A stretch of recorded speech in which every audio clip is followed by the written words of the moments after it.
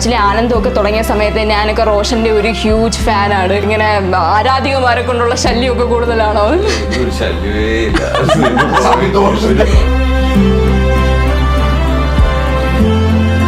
ചത്താപ്പച്ചയ്ക്കാണ് recent ഏറ്റവും അധികം physical ഒരു വർക്കൊക്കെ ഇമ്പോർട്ടന്റ് ആയിട്ട് തോന്നിയ ഒരു പടം. ഭയങ്കരമായിട്ട് എൻജോയ് ചെയ്തു ഞങ്ങളെല്ലാവരും. അത് അതിൻ്റെതായിട്ടുള്ള ഒരു ട്രിപ്പാണെന്നൊക്കെ മനസ്സിലായി. തുടങ്ങുന്നത് നമ്മൾ ചെയ്തു വെക്കുന്ന ചെറിയ ചെറിയ കാര്യങ്ങളാണ്. പിന്നെ കാലിൽ വീണ് വാങ്ങിയെടുത്ത വേഷം എന്ന് പറയാൻ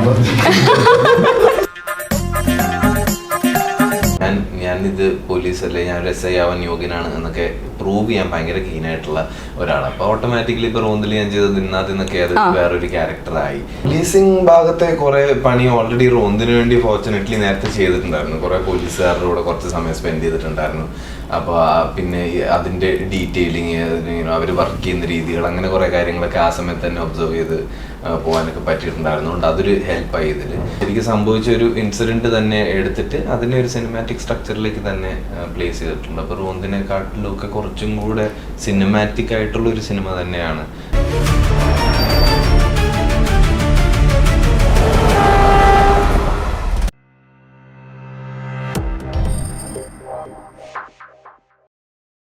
welcome to Django space. Yes, this is me Varsha Vijayan. ഇന്ന് നമ്മോടൊപ്പം ഉള്ളത് ഉയർ മൂവി ടീമാണ്. ഹലോ, നമസ്കാരം. നമസ്കാരം. Okay, hi Roshan, hi Harish ചേട്ടൻ, ആൻഡ് ഹായ് മണികണ്ഠൻ അയ്യപ്പ ചേട്ടൻ. ഓക്കെ, അയ്യപ്പന്റെ അനുഗ്രഹത്തോടെ തുടങ്ങാം അല്ലേ മൂവി?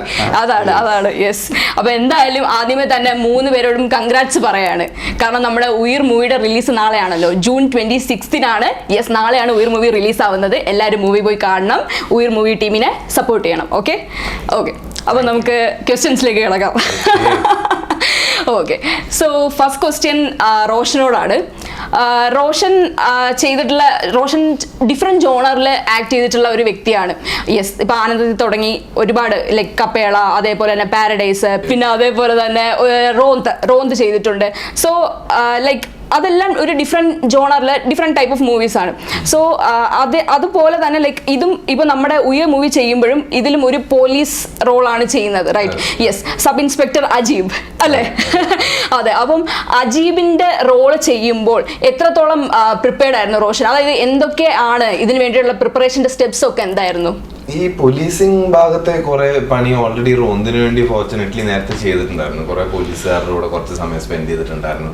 അപ്പൊ പിന്നെ അതിന്റെ ഡീറ്റെയിലിങ്, അവർ വർക്ക് ചെയ്യുന്ന രീതികൾ, അങ്ങനെ കുറെ കാര്യങ്ങളൊക്കെ ആ സമയത്ത് തന്നെ ഒബ്സർവ് ചെയ്ത് പോകാനൊക്കെ പറ്റിയിട്ടുണ്ടായിരുന്നു. അതുകൊണ്ട് അതൊരു ഹെൽപ്പായി ഇതിൽ. ബാക്കി പിന്നെ ഇതിന്റെ സ്ക്രിപ്റ്റിൽ എഴുതി വെച്ചിരിക്കുന്ന ഈ പറയുന്ന അജീബിന്റെ ക്യാരക്ടർ എന്താണെന്നുള്ളത് സത്യസന്ധമായിട്ടൊക്കെ പോർട്രേ ചെയ്യാൻ പറ്റുക എന്നുള്ള രീതിയിലുള്ള ഒരു പ്രിപ്പറേഷൻ ആയിരുന്നു. ഇയാളൊരു പ്രൊഫഷണൽ ചെയ്യാം. അപ്പൊ ഈ ഭയങ്കര കറക്റ്റ് ആയിട്ട് പ്രോസസ് ഒക്കെ നോക്കി എല്ലാം ചെയ്യേണ്ട രീതിയിൽ ചിട്ടയോടെ ചെയ്യുന്ന, അതിൽ നിന്ന് റിസൾട്ട് ഉണ്ടാവും എന്ന് ഹോപ്പ് ചെയ്യുന്ന ഒരു ഞാനിത് പോലീസ് അല്ലേ, ഞാൻ ഒരു SI ആവാൻ യോഗ്യനാണ് എന്നൊക്കെ പ്രൂവ് ചെയ്യാൻ ഭയങ്കര കീനായിട്ടുള്ള ഒരാളാണ്. അപ്പൊ ഓട്ടോമാറ്റിക്കലി ഇപ്പൊ റോന്തിൽ ഞാൻ ചെയ്തത് ഇന്നാദ്യന്നൊക്കെ അത് വേറൊരു ക്യാരക്ടറായി. അപ്പൊ ഈ എഴുതി വെച്ചിരിക്കുന്ന സാധനം സത്യസന്ധമായിട്ട് പോർട്രേ ചെയ്യുക എന്നുള്ളത് തന്നെയായിരുന്നു ഉദ്ദേശം. പ്രിപ്പറേഷൻ എന്നുള്ള രീതിയിൽ ഇതില് ആക്ച്വലി കഥ അൻഷാദ് സാറിന്റെ.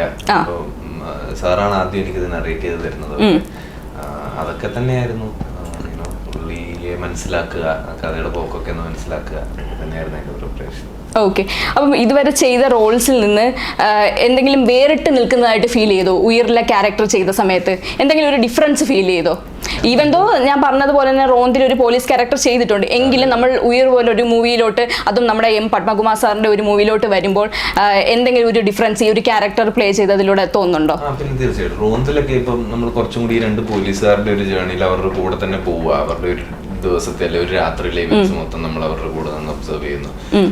ഇത് കുറച്ചും കൂടെ ഒരു സിനിമാറ്റിക് സ്ട്രക്ചറിലേക്ക് തന്നെ കൊണ്ടുവന്നിട്ടുള്ള ഒരു കഥയാണ്.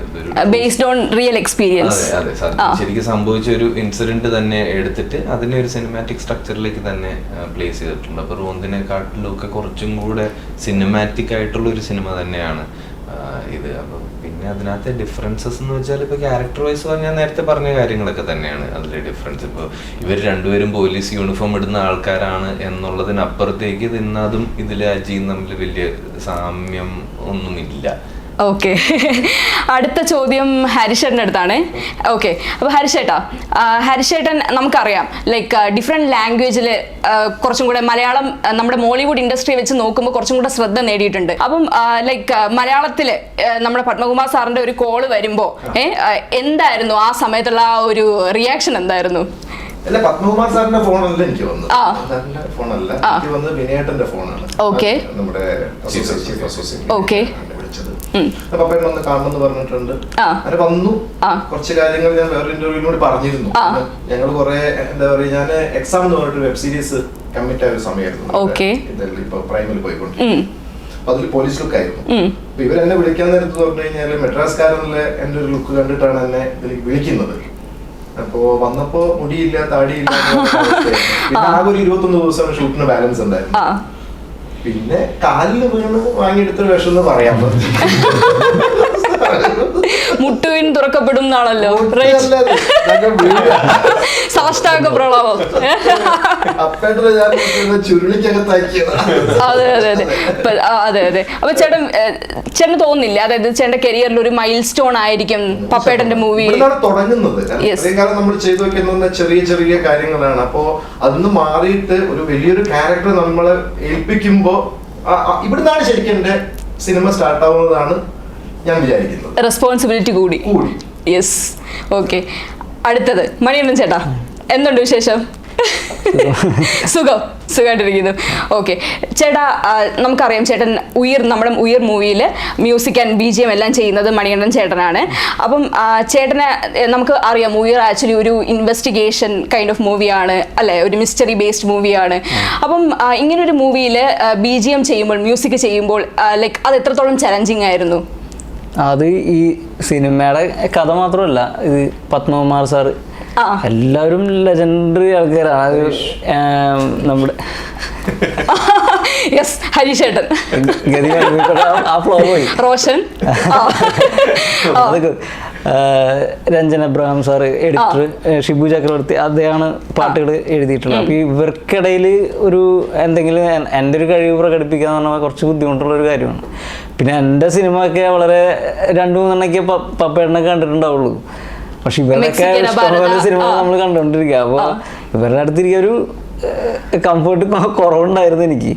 പിന്നെ കുറച്ച് ആദ്യം നിഖിലേട്ടൻ എന്നെ കാണാൻ വന്ന സമയത്ത് ഇതിൻ്റെ കുറച്ച് എടുത്ത ഷോട്ടുകൾ കാണിച്ചു തന്നിട്ടുണ്ടായിരുന്നു, ക്ലൈമാക്സ് പോർഷനിലുള്ള. അത് കണ്ടപ്പോൾ എൻ്റെ ബോധം പോയി. ഇതെങ്ങനെ, കാരണം വെച്ചാൽ ഞാൻ ഒറ്റയ്ക്ക് ഇതെങ്ങനെ ഹാൻഡിൽ ചെയ്യും എന്നുള്ളൊരു ടെൻഷൻ ഉണ്ടായിരുന്നു. അപ്പോൾ പിന്നെ അത് പപ്പേട്ടൻ്റെ കോളൊക്കെ വന്ന് പപ്പേട്ടൻ എനിക്ക് മോട്ടിവേഷൻ നല്ല രീതിയിൽ നമ്മൾ സപ്പോർട്ട് ചെയ്ത് ഈ ശരിക്കും പറഞ്ഞാൽ ടെക്നിക്കൽ സൈഡിലേറ്റും പരിചയക്കുറവ് ഞാനായിരിക്കും. എൻ്റെ പേര് ഇതിനെ എന്നെ അംഗീകരിച്ചല്ലോ പ്രൊഡ്യൂസറും എല്ലാവരും. അപ്പൊ എനിക്ക് വേണ്ടി അത് ഭീഷണി എല്ലാവർക്കും ഉണ്ടായിരുന്നു. ഇതിന്റെ സ്റ്റോറി കേൾക്കുമ്പോഴേ അങ്ങനെ ഒരു ഫീൽ ഉണ്ടായിരുന്നു, ലൈക്ക് ഇങ്ങനെ പോകണം, ഇതിന്റെ മ്യൂസിക് അങ്ങനെ ആയിരിക്കണം. നമ്മൾ കഥ കേട്ടിട്ടാണല്ലോ, അപ്പൊ ആ ഒരു ആദ്യമേ ആ ഒരു ഐഡിയ വന്നിരുന്നോ മൈൻഡിൽ? തീർച്ചയായും. അത് ഒരു 1 ലൈൻ കറക്റ്റ് പറഞ്ഞിട്ടുണ്ടായിരുന്നു. അപ്പൊ അത് കുറച്ച് സ്ഥിരമായിട്ട് ഞാനിപ്പോ ഇങ്ങനെ ത്രില്ലർ ജേണറിലാണ് ഈ കുടുങ്ങി കിടക്കണത്. പക്ഷെ ഇതിൽ കുറച്ച് ഇമോഷണൽ ജേണറിലുള്ള കുറച്ച് കാര്യങ്ങളൊക്കെ ഉണ്ട്. അപ്പൊ അത് കുറച്ച് റിസ്ക് ആയിരുന്നു. എനിക്കിത് ചെയ്യാൻ പറ്റുമെന്നുള്ളൊരു കോൺഫിഡൻസ് കുറവുണ്ടായിരുന്നു. പിന്നെ പോകെ ഞാൻ നന്നായി ശരിയായി.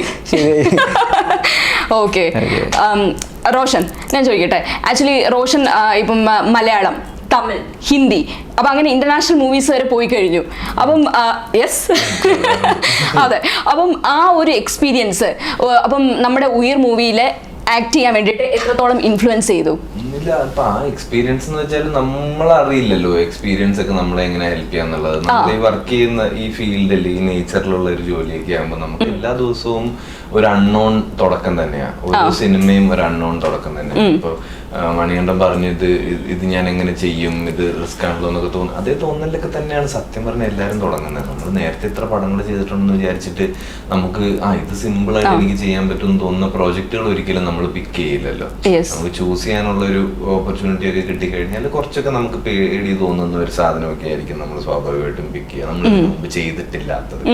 അപ്പൊ തന്നെ ഓട്ടോമാറ്റിക്കലി ഈ എക്സ്പീരിയൻസ് അങ്ങനെ കോൺഷ്യസ് മൈൻഡിൽ നിൽക്കത്തൊന്നുമില്ല. നമ്മൾ അവിടെ ചെന്നിട്ട് ചെയ്യും. ഇതിന്റെ വളരെ ടെക്നിക്കൽ ആയിട്ടുള്ള കുറച്ച് കാര്യങ്ങളെ പറ്റിയിട്ടൊക്കെ ഇപ്പൊ ഒരു ധാരണയുണ്ട്, മനസ്സിലാക്കാം. ഈ പ്രോസസ്സ് നമുക്ക് മനസ്സിലാവും. ഇപ്പൊ ചില റിക്വയർമെന്റ്സ് എന്തുകൊണ്ടാണ്, അത് എന്തിനു വേണ്ടി നമുക്ക് അങ്ങനെ നിൽക്കേണ്ടി വരുന്നു, ഇങ്ങനെ ചെയ്യേണ്ടി വരുന്നു, അങ്ങനത്തെ കുറെ ഡൗട്ടുകളൊക്കെ പയ്യെ ഒഴിവായി പോകും എന്നൊക്കെ ഉള്ളതേ ഉള്ളൂ.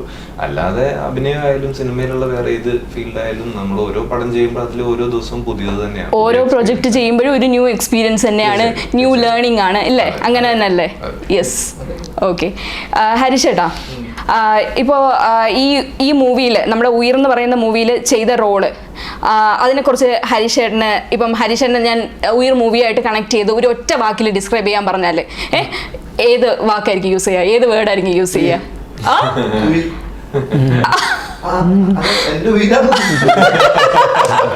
ഞാൻ വിചാരിച്ചു ഞാൻ കേട്ടതും തെറ്റാണോ, സിനിമയുടെ പേര് തന്നെയാണല്ലോ പറയുന്നത്. ഉയര്, അതെ അതെ. ഓക്കെ ചേട്ടാ, ആക്ച്വലി എന്താണ് മണികണ്ഠൻ ചേട്ടൻ ഈ മ്യൂസിക് ചെയ്യുമ്പോൾ, നമ്മുടെ ഉയർ മൂവിയുടെ മ്യൂസിക് ചെയ്യുമ്പോൾ മണികണ്ഠൻ ചേട്ടൻ്റെ മനസ്സിൽ ഇപ്പം ഒരു റോൾ മോഡൽ അല്ലെങ്കിൽ ഒരു ഇൻസ്പിറേഷൻ അങ്ങനെ ആരെങ്കിലും വന്നിരുന്നോ? ലൈക്ക് എന്തെങ്കിലും പ്രീവിയസ് റെഫറൻസ് എന്തെങ്കിലും എടുത്തിരുന്നോ?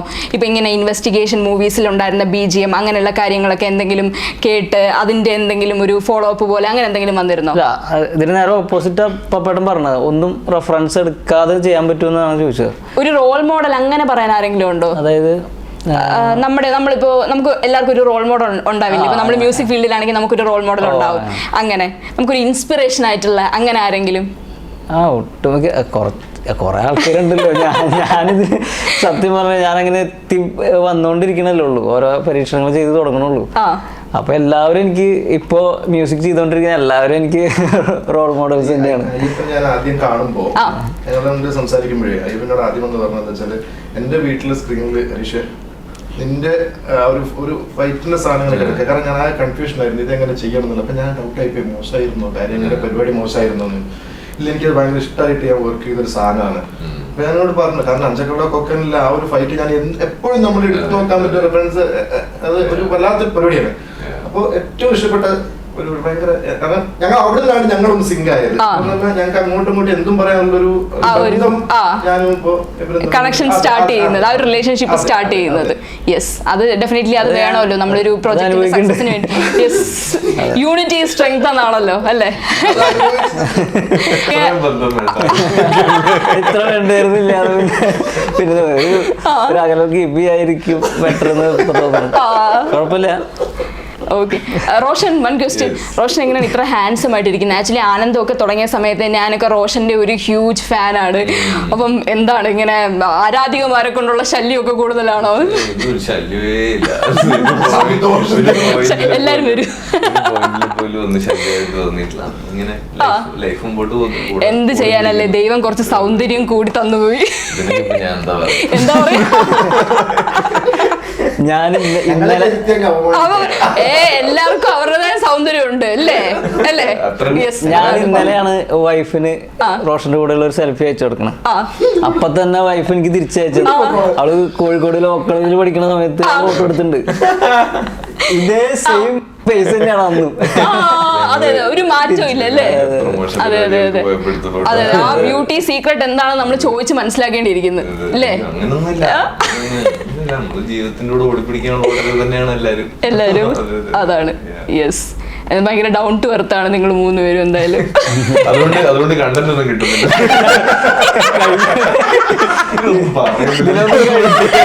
ഇവരൊന്നും പറയുന്നില്ലല്ലോ. റോഷന്റെ ഒരു ഡിഫറെന്റ് ഫേസ് നമുക്ക് എന്തായാലും ഈ ഒരു മൂവി കൂടെ കാണാൻ സാധിക്കില്ല. ഉയർ എന്ന് പറയുന്ന മൂവി കൂടെ ഒരു ഡിഫറെന്റ് സൈഡ് നമുക്ക് എന്തായാലും കാണാൻ പറ്റില്ല. റിവീലിംഗ് അല്ലേ?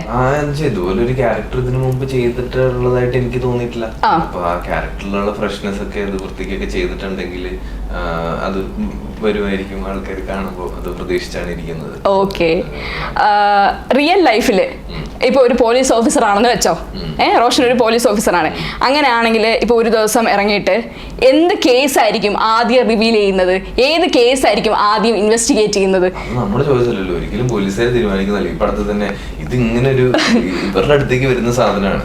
അത് ഇവർക്ക് എനിക്കൊരു കാര്യം കണ്ടുപിടിക്കണം അങ്ങനെ എന്തെങ്കിലും മൈൻഡിലുണ്ടോ? ഒരു കാര്യം ഞാനൊരു പോലീസ് ഓഫീസർ ആയാലും ഇത് ചെയ്യും, അല്ലെങ്കിൽ ഇങ്ങനെ എന്തെങ്കിലും ഒരു മൈൻഡിൽ വന്നിട്ടുണ്ടോ? കുറച്ച് ഇൻവെസ്റ്റിഗേറ്റീവ് മൈൻഡ് ഒക്കെ ഉള്ള ഒരാളാവാൻ ചിലപ്പോ ഭയങ്കര രസമായിരിക്കും എന്നൊക്കെ തോന്നിയിട്ടുണ്ട്. കാര്യങ്ങളൊക്കെ മറ്റേ ഊഹിച്ച് പോലീസിനെക്കാളും മേ ബി കുറച്ചും ഫണ്ണായിരിക്കും. പോലീസുകാർക്ക് എന്ത് ചോയ്സ് ഇരിക്കുന്നു?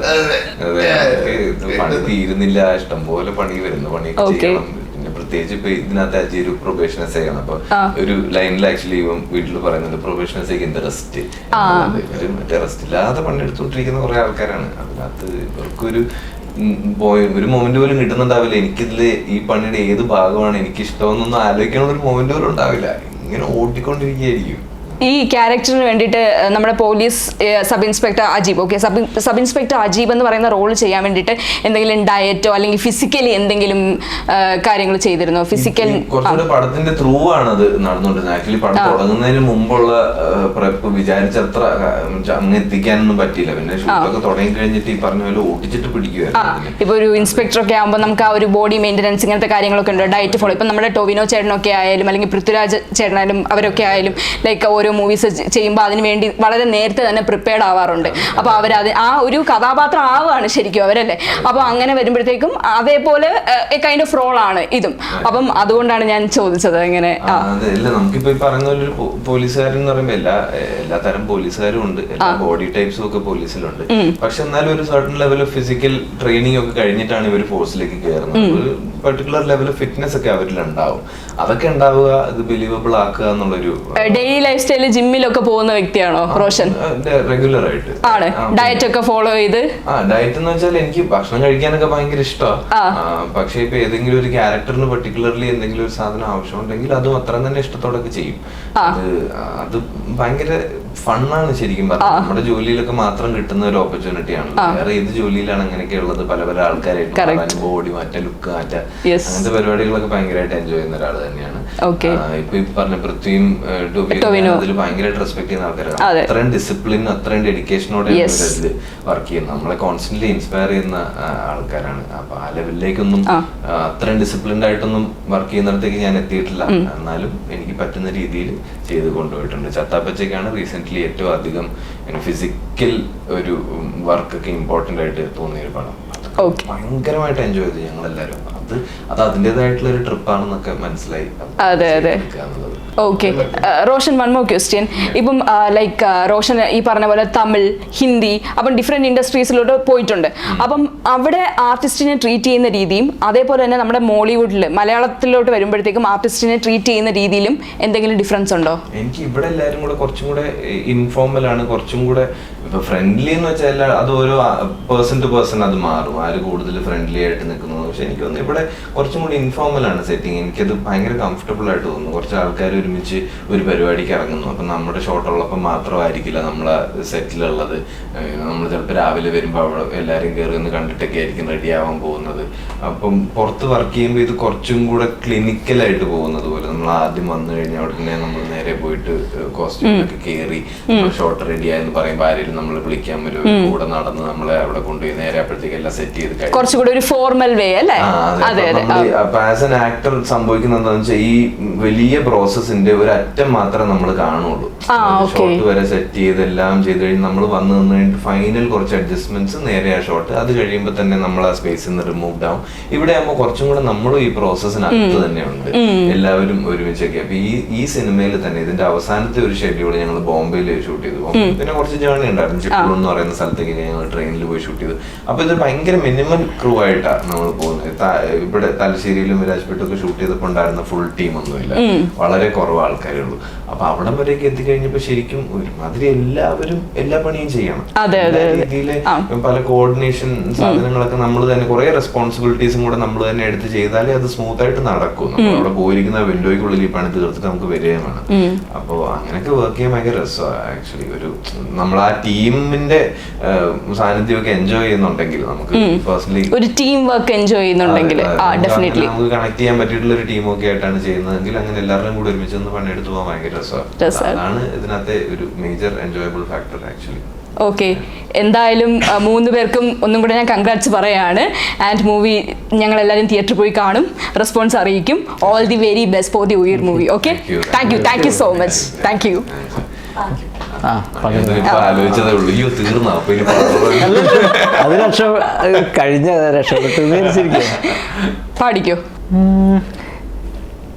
ഇരുളിൽ ഈറന്നിലാവിൽ കുളിരിൽ കുരുന്നില പോലെ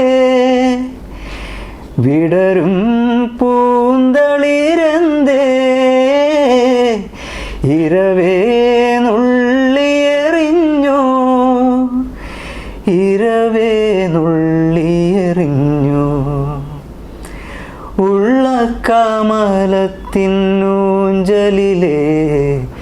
മെല്ലെ അമർന്ന നാനാട്ടിടുവേ അള്ളിയരുൾ തരും വേളയിലെ ഉന്നൻപിലൊരുകി നാനാടിടുവേ അകലെ പൊന്നമ്പിളി പോറ്റുന്ന പുള്ളിമാൻ കുഞ്ഞേ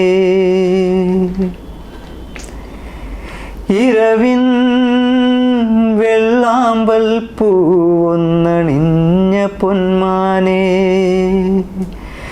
താഴത്താറ്റിൻ തീരത്തു ഞാൻ ആടും കാറ്റിൻ കൂടെ ചേരാൻ നീയും പോരേ. അരെ വാ, സൂപ്പർ. Thank you. നീ കട്ട് ചെയ്തെടുക്കണമെന്ന് പറഞ്ഞു. അടിപൊളി. അതെ super. So all the best team. Thank you.